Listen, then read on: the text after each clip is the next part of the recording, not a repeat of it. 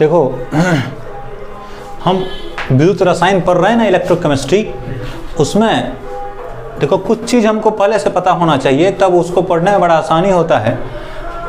उसमें सबसे पहला चीज़ है ऑक्सीकरण संख्या, दूसरा है ऑक्सीकरण, तीसरा है अवकरण, चौथा है ऑक्सीकारक, पांचवा है अवकारक। ना इस तरह से इसको पढ़ेगा ना तो आसान रहेगा। ये हम पिछले दिन बता दिया, ये सब ऑक्सीकरण संख्या बता दिया, उसके बाद ऑक्सीकरण बता दिया, अवकरण बता दिया, ऑक्सीकारक बता दिया, अवकारक बता दिया था। इसमें यह कहा था कि अणु में जितना इलेक्ट्रॉन का त्याग या ग्रहण होगा ना अणु या आयन में, वही क्या कहलाएगा? ऑक्सीकरण संख्या कहलाएगा। प्लस है इसका मतलब त्याग किया है, माइनस है इसका मतलब ग्रहण किया। ऑक्सीकरण बोले थे, ऑक्सीकरण संख्या में वृद्धि को क्या कहते हैं? ऑक्सीकरण ने कहा था। अवकरण क्या था? ऑक्सीकरण संख्या में कमी को क्या बोलते हैं? अवकरण। ऑक्सीकारक क्या था? जो ऑक्सीकरण कराता था ना उसको क्या बोलते थे? ऑक्सीकारक। अवकारक जो अवकरण कराता है ना उसको क्या कहते हैं? अवकारक। ये ठीक है, ये हमको चाहिए। क्यों चाहिए? अब वहां देखो, हम विद्युत रसायन में रासायनिक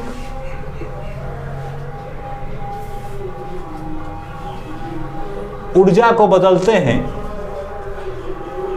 विद्युत ऊर्जा में। रासायनिक ऊर्जा को किसमें बदलते हैं? तथा विद्युत ऊर्जा को बदलते हैं किसमें?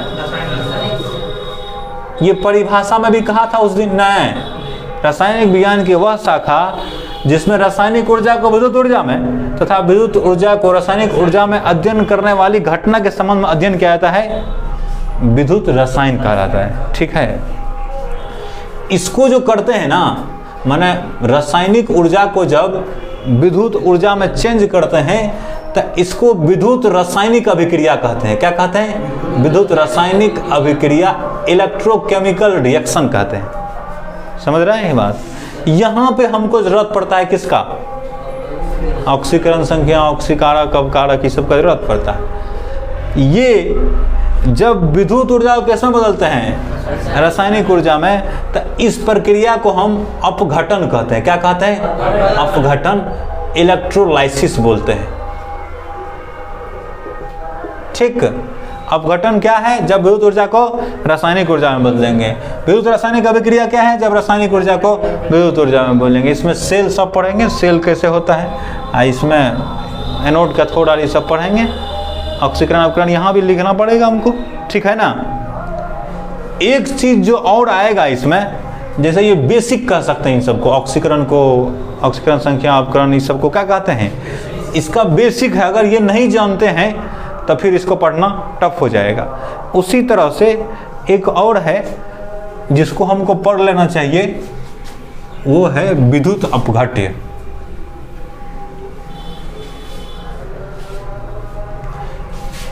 विद्युत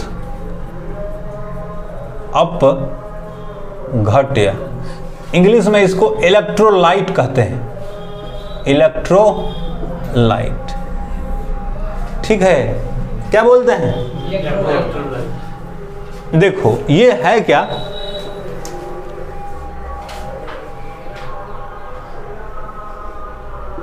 जैसे ये जल है, समझा? इसमें नमक डालता है NaCl, NaCl इसमें डाला तो क्या हो जाता है? Na प्लस Cl माइनस हो जाता है ना। बोलो ये टूट गया है ना, किस में? Na प्लस में और Cl माइनस में। तो वे यौगिक माने ये जो टूट जाता है ना, या तो द्रवित अवस्था में टूट जाए या जलीय विलयन में टूट जाए, उसको ही क्या बोलते हैं? तो वे यौगिक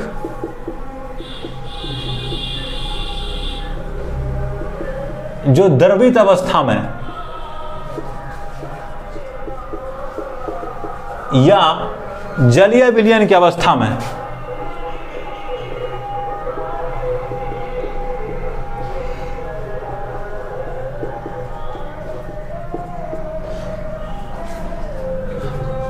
टूट जाते हैं, विद्युत अपघट्य कहलाते हैं।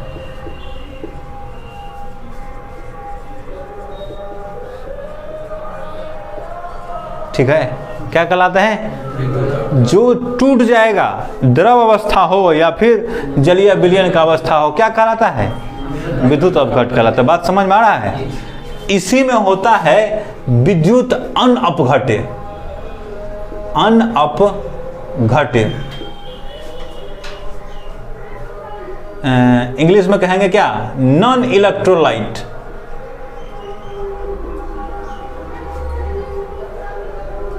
Non electrolyte. इसका क्या होगा? वे यौगिक जो द्रवित अवस्था या जलीय विलयन की अवस्था में नहीं टूटते। नहीं, टूटना को वास्तव में अपघटित होना बोलते हैं। यहो बोलते हैं, क्या बोलते हैं? अपघटित होना। तो वे यौगिक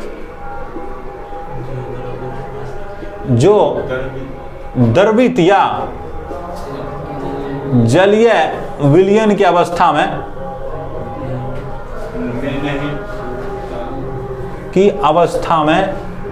नहीं टूटते हैं, विद्युत अनअपघट्य कहलाते हैं। कोई दिक्कत इसमें अगर देगा, जैसे CH4 है, C6H6 है, ये सब है, चीनी है, C6 C12H22O11, ये सब है।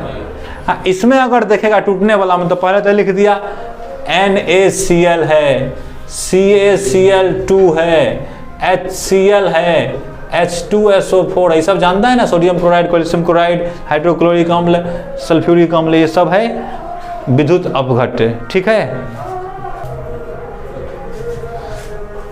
विद्युत अपघट्य अभी समझा?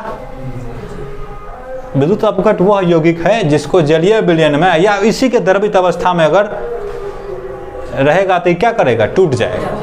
ठीक है? ये दो प्रकार का होता है, सबल या प्रबल विद्युत अपघट्य।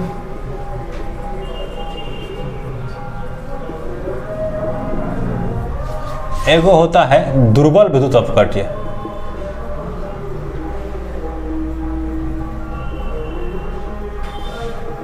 इंग्लिश में इसको बोलते हैं वीक इलेक्ट्रोलाइट।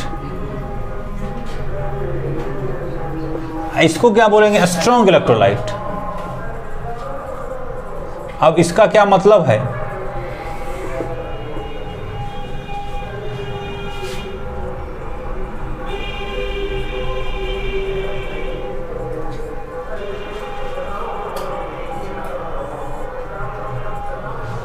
देखो, दोनों विद्युत अपघट्य है, एक है सबल और दूसरा है क्या? दुर्बल।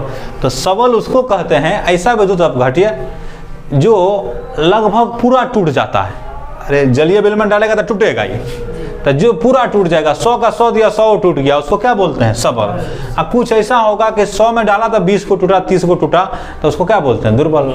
जो पूरा टूट गया ना, उसको कौन कहते हैं? सबल विद्युत अपघट्य। वैसा विद्युत अपघट्य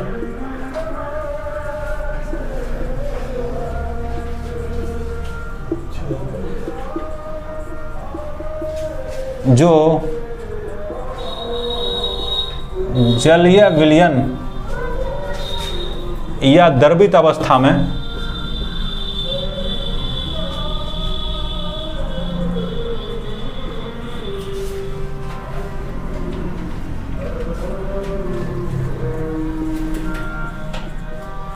लगभग पूर्ण रूप से टूट जाता है,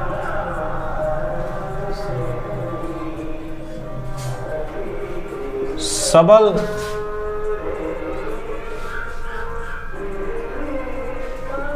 विद्युत अपघट्य कहलाता है। क्या कहलाता है? सबल विद्युत अपघट्य कहलाता है। जो क्या होता है? जो जलीय विलयन में या द्रवित अवस्था में डालने पे लगभग पूरा टूट जाता है, उसको क्या बोलते हैं? सबल विद्युत अपघट्य। इसका एग्जाम्पल है, फर्स्ट एग्जाम्पल लिखा था NaCl, CaCl2, HCl, H2SO4, HNO3 etc. ये सब है कौन? माने डालेगा तो टूट जाएगा लगभग में पूरा। दूसरा क्या है? दुर्बल विद्युत अपघट्य वैसा विद्युत अपघट्य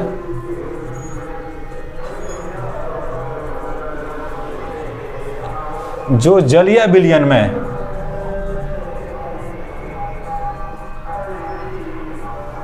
में या द्रवित अवस्था में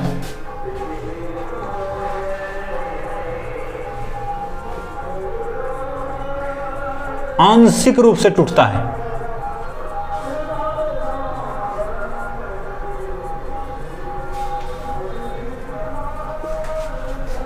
दुर्बल विद्युत अपघट्य कहलाता है।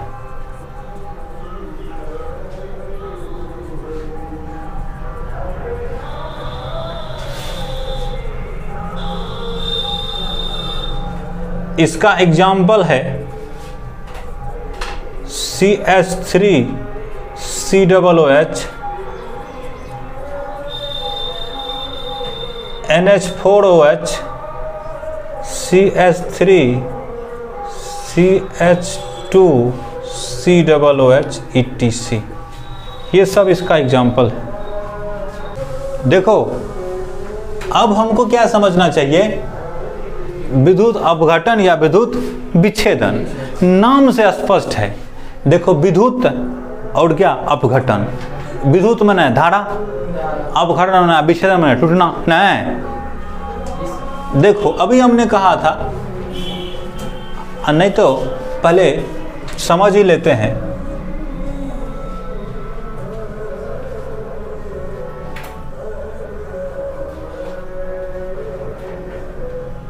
इसमें मान के चलो, इसमें द्रवित अवस्था में है NaCl। क्या है इसमें? NaCl इसमें द्रवित अवस्था में है। इसको क्या किया है, ये इलेक्ट्रोड है, इसको बैटरी से कनेक्ट कर दिया है। क्या किया इसको? तो इसमें धारा जाएगा ना? है, ये टूटेगा तो धारा जाएगा ना? तो वह प्रक्रिया जिसमें किसी यौगिक की द्रवित अवस्था या जलीय विलयन की अवस्था में विद्युत धारा प्रवाहित करके उसको अपघटित किया जाता है ना, क्या कहलाता है? विद्युत अपघट्य कहलाता नहीं है। तो किसी यौगिक के जलीय विलयन में या द्रवित अवस्था में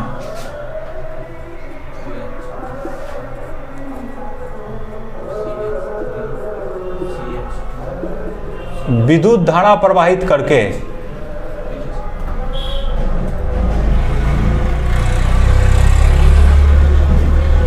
अपघटित करने की क्रिया, अपघटित माने तोड़ने, अलग अलग करने, अपघटित करने की क्रिया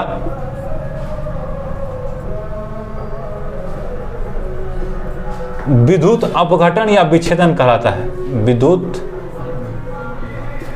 अपघटन कहलाता है। दोनों में से कुछ भी कह सकते हैं, विद्युत विच्छेदन भी कह सकते हैं और विद्युत अपघटन भी कह सकते हैं। कोई दिक्कत? द्रवित अवस्था है, इसमें से करंट जोड़ दिया, बैटरी जोड़ दिया, इसमें से इलेक्ट्रोड पे टूट गया, इसी को क्या कहते हैं प्रक्रिया को? नहीं, विद्युत अपघटन कहते हैं, इलेक्ट्रोलाइसिस कहते हैं। ठीक है ना? अब यहाँ समझना है, ये देखो ये जो यौगिक रखा हुआ किसी बर्तन में रखेगा, बोलो ना, किसी में रखेगा ना यौगिक को, जैसे द्रवित अवस्था में है, द्रव में है उतई होगा, या फिर उसको जलीय विलयन में रखेगा तो रखना पड़ेगा ना। तो जिस पात्र में या जिस बर्तन में विद्युत अपघटन कराया जाता है,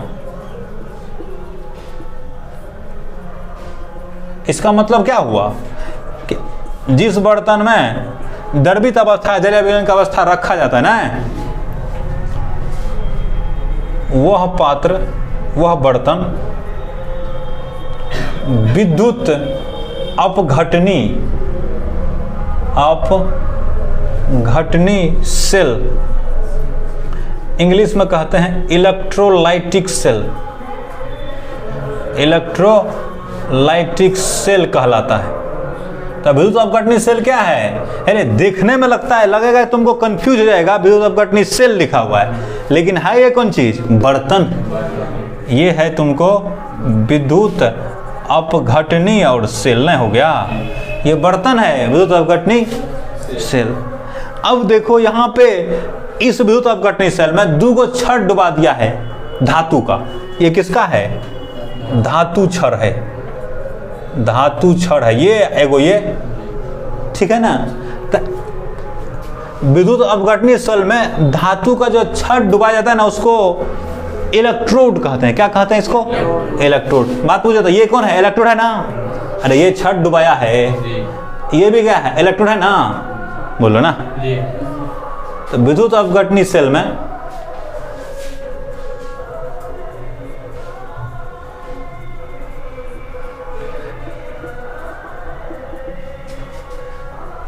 जो धातु का छड़ डुबाया जाता है,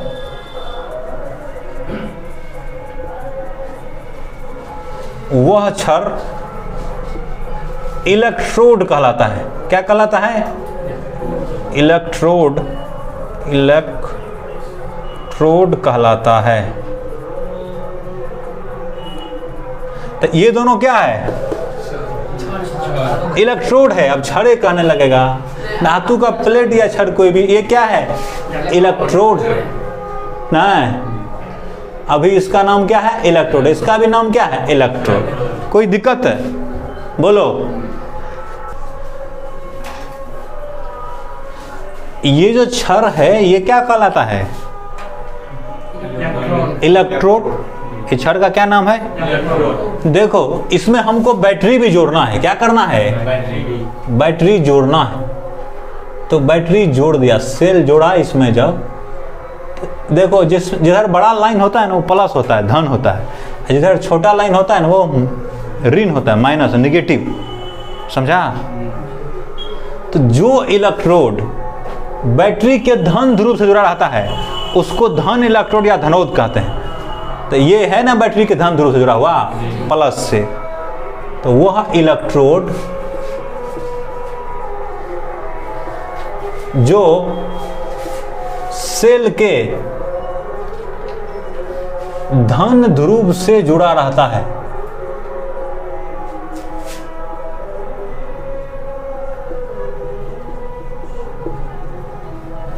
धन इलेक्ट्रोड या धनोद कहते हैं, इंग्लिश में एनोड। एनोड कहलाता है। कोई समस्या?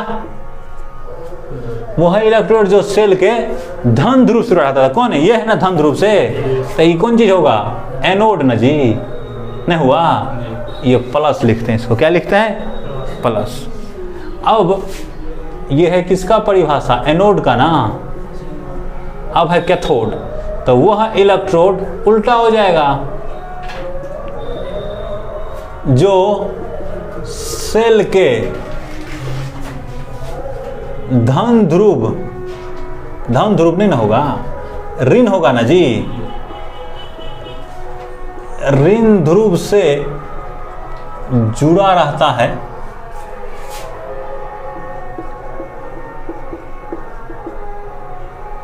ऋण इलेक्ट्रोड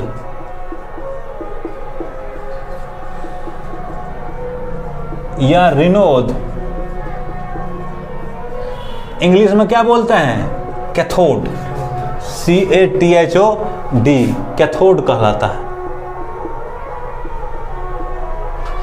तो कैथोड कौन है? जो किससे जुड़ा रहता है? माइनस से। तो ये ना है, ये हमारा क्या है? कैथोड है। नहीं, ये क्या होगा? माइनस। एक बार फिर से, जो प्लस से जुड़ा रहता है वो क्या कहलाता है? एनोड, धनोद। नहीं, धनोद इंग्लिश में एनोड कहता है, यही ज्यादा यूज होता है। जो माइनस जुड़ा रहता है उसको क्या कहते हैं? ऋणोद, कैथोड। नहीं, कैथोड। कोई दिक्कत इस सब में नहीं ना?